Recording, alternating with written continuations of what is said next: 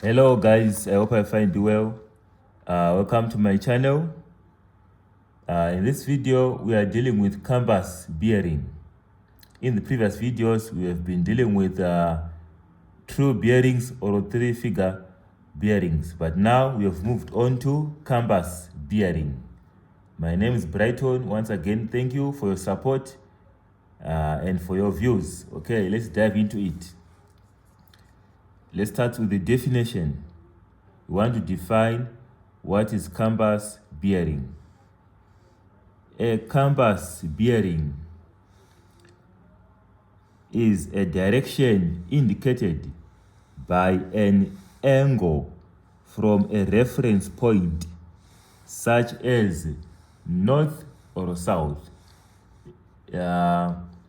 Also, I want to take note that canvas bearings can be measured from either north or south, clockwise or anti-clockwise. Okay, if you can recall in the videos on true bearings or three-figure bearings, we say that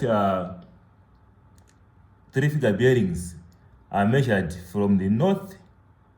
They are measured from the north, the three-figure bearings, clockwise. Okay, always from north and in a clockwise direction. But here, in canvas bearing, we can measure either from north or south, clockwise or anti-clockwise. Okay, let's move on.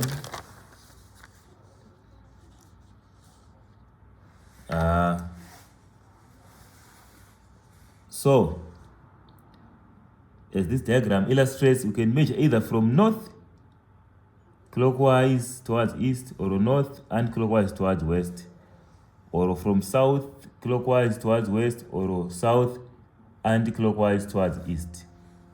The angle between north and east is 90 degrees. As you can see here, the angle between north and west is 90 degrees again. Angle between south and west, 90 degrees. Angle between east and south is 90 degrees. Okay, so in canvas bearing, we start with the north or the south. Okay,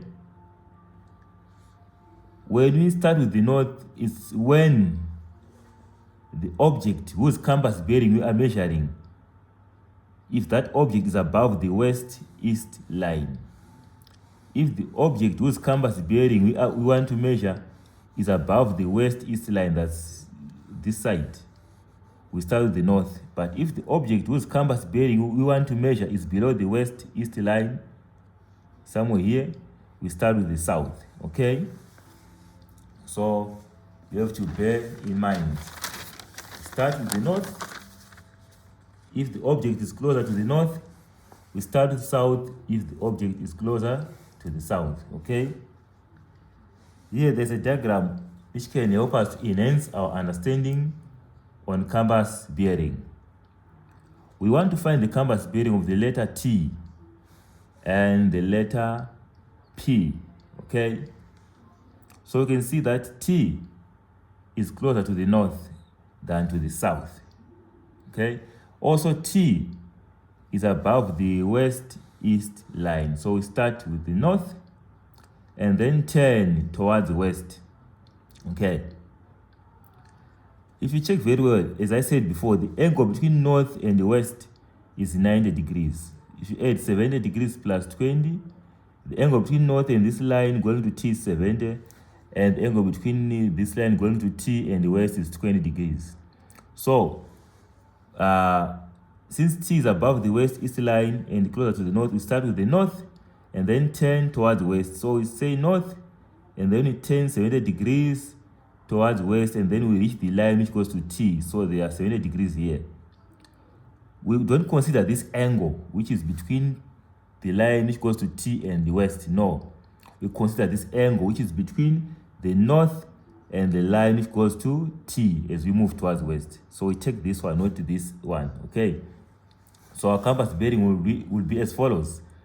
the compass bearing for T of T rather is north 70 degrees west. Okay, that's face north and then turn 70 degrees towards west.